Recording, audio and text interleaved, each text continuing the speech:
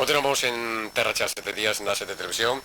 É un dos actos tamén importantes, clásicos das festas de San Ramón Santa María.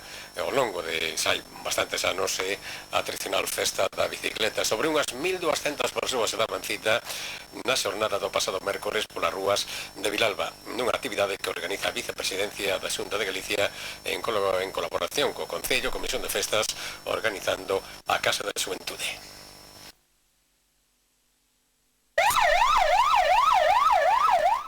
As bicicletas tomaron un ano máis as rúas da capital cheiregá para celebrar a 14ª edición da Festa da Bicicleta, actividade organizada pola Vicepresidencia da Igualdade e o Benestar a través da Casa da Xuventude de Vilalba e que contou ca colaboración do Concello, a Comisión de Festas, a Policía Municipal, Protección Civil, Cruz Vermella e a Garda Civil.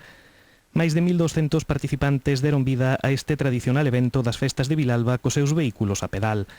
Desde as 7 da tarde os ciclistas comenzaron a chegar á Praza da Constitución e 3/4 de hora máis tarde tivo lugar a saída desde a Rúa Basanta Silva. A marcha ciclista, que non ten carácter competitivo, continuou o percorrido pola Rúa da Pravia, a Avenida de Galicia, Cidade de Lugo, a Guadalupe e a Rúa do Xamón, para continuar pola Avenida da Terra Chá, Rúa de Muras, Campo de Puente, regresar á Rúa da Pravia e rematar de novo na Praza da Constitución. Ademais das autoridades locais, á Festa da Bicicleta asistiron o director xeral de Xuventude Rubén Cela e a delegada provincial de Vicepresidencia. Destacaba Branca Rodríguez Pazos que se trata dunha actividade moi consolidada e que seguirá contando co apoio e promoción da Xunta de Galicia. Unha tradición de 15 anos donde hoxe xa son mozos, xa son persoas maiores, pero que participaron desde nenos, hai que mantela, e desde a Vicepresidencia da Igualdade da Xuventude e do Benestar estamos por manter estas tradicións. Unha festa que se leva a cabo tamén noutros concellos galegos. Que lugar ocupa Vilalba? Vilalba para a Vicepresidencia é importantísimo. De feito, temos aquí unha Casa da Xuventude e de feito incorporamos o que ven habendo tradicionalmente aquí en Vilalba, sempre incorporamos actividades da xuventude. Con esta iniciativa, desde a Dirección Xeral de Xuventude buscan un espacio de divertimento e saúde tanto para nenos como para adultos, e que o evento convertiuse nunha festa interxeracional da que participan desde os máis cativos os maiores. Ademais de fomentar o deporte e a vida sana, tamén se promocionan con esta festa os medios de transporte non contaminantes.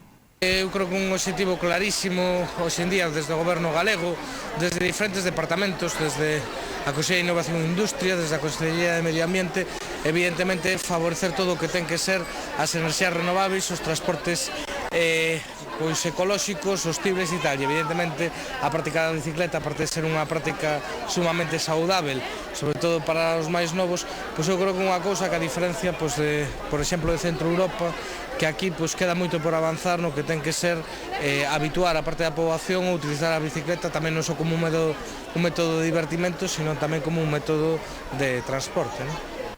Unha vez rematada a carreira, desde a organización entregaron os oportunos trofeos aos participantes de maior e menor idade.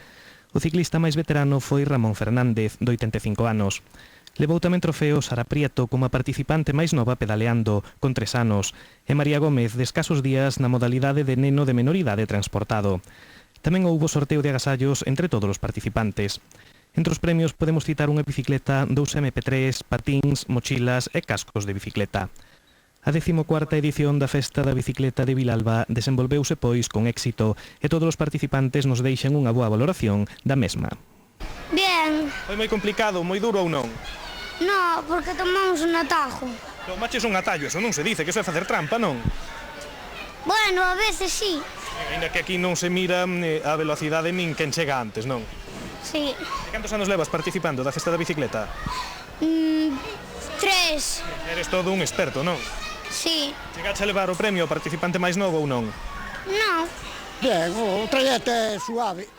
É suave para que podan ir os nenos pequenos, claro. Tamén os maiores, non? Que había xente incluso de 80 anos por aí, non? Sí, había un de 85 anos. O maior tiña 85 anos. Que non se presentou a recoller o trofeo, non sei por qué.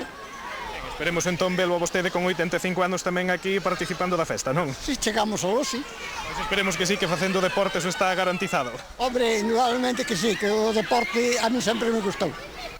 E para constatar que o Concello de Vilalba aposta polo deporte, quedámonos con estas imaxes do mandatario local Gerardo Criado, sorprendido polas cámaras da Sete Televisión, Bueno, pois iso foi o que deu de si o Día da Bicicleta. Xa viron vostedes, moita participación nunha festa que se prolonga ao longo de toda a tarde. E o xoves foi protagonista o Auditorio Carmen Esteve de Vilalba porque foron entregados os premios correspondentes ao 33 certame literario que convoca o Concello de Vilalba. O primeiro premio está dotado con 3.000 euros, flor natural e diploma, e o segundo premio con 1.000 euros, flor natural e diploma tamén. En canto ao mantedor este ano do certame literario e tamén pregoeiro das festas de San Ramón, correspondeu o turno ao ex-conselleiro de Educación, Celso Currás. O Auditorio Municipal Carmen Esteve de Vilalba acolleu na véspera do Día do Patrón o acto solemne co que deron comenzo de xeito oficial as patronais vilalbesas. Antes de achegarse ata este escenario, tivo lugar a imposición de bandas a Raíña do San Ramón, María Bamonde e a Raíña Infantil, Carla Portela, así como as damas de honra na Casa da Cultura. A comitiva trasladouse despois a to auditorio o son da banda de música da capital chairega, que tamén amenizou o propio acto. Ademais das autoridades locais, o arranque oficial dos festexos de San Ramón e Santa María asistiron outras personalidades entre as que podemos citar o senador e expresidente da Xunta Manuel Fraga, o delegado provincial de Cultura Xoán Xosé Molina, o expresidente do Parlamento Galego José María García Leira e o exconselleiro de Educación Celso Currás, entre outros. De dar paso aos distintos eventos encargouse o xornalista e escritor chairego Xulio Xiz. Como é habitual, o acto serviu para entregar os premios do certame literario que este ano chegou á súa 33 edición.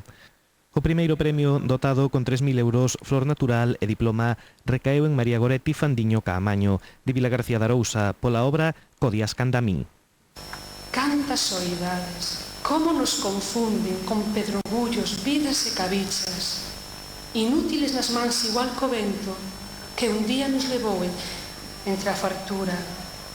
Mas non somos eirugas co ansia de algunha persoal metamorfose, nin folerpas, nin pústulas, nin illas. O segundo galardón, dotado con 1.000 euros, flor natural e diploma, foi para a obra Esta xirandeira cremalleira de auga, da que é autor José Otero, da Ponte de Outeiro, en Castro de Rei. Entre as fisguas da pedra da ponte e no cisco do currullo baldeiro, amosan os pés un ramiño de cousel, badaladas de silencio nas campaíñas xordas, prato de nenúfares do aire en cálices de carne verde. Destacan desde o Concello de Vilalba o gran prestixio e sona da que goza o certame literario das festas patronais. Este certame literario, que xa digo, son 33 edicións, xa ten un prestixio recoñecido a nivel galego, porque a parte da súa dotación económica, que é importante, estamos a falar de 3.000 euros po primeiro premio, e despois hai outro segundo premio con 1.000 euros, e as súas bases xa moi coñecidas no ambientes literarios do noso país, pois recollen que eses premios basicamente teñen que ser inéditos, teñen que vir en lengua galega, e ano tras ano ten un prestigio no que se presenta en xente de recoñecida solvencia no tema poético. A este acto tamén acudiu a presidenta do Centro Galego de Collado Villalba, en Madrid, Pilar López, froito do hermanamento xa oficial que este municipio ten co Concello chairego. Aproveitando que hai o certamen, faiselles unha recepción oficial ao Centro Gallego aquí no Concello, e acompáñanos xa nos actos institucionales, no que é no propio certamen, e mesmo na recepción que hai no parador a continuación do propio certamen, e tamén en todos os actos festivos que a partir destes días se celebran hasta o remate das festas o día 2 de setembro. Unha vez clausurado o certame literario, turno para o pregón das festas que pronunciou o exconselleiro de Educación. Celso Currás lembrou as orixes de seu pai na parroquia de San Juan de Alba e fixo un repaso da historia do concello. Louvou os produtos da gastronomía vilalbesa e animou os presentes a disfrutar do San Ramón. San Ramón protexe as mulleres encintas, as comadroas e os recén nacidos. Permítanme que cite un dito que figura no dicionario dos nomes galegos de Ferro Ruibal, que me chamou a atención, e que di: as mulleres cando paren acórdanse en San Ramón, pero non se acordan do santo cando están na función. Como é habitual, o acto rematou co himno galego interpretado pola banda de música vilalbesa. Chegados a este punto, un alto para a publicidade, temos moitos máis asuntos que contarlles ao longo dos próximos minutos.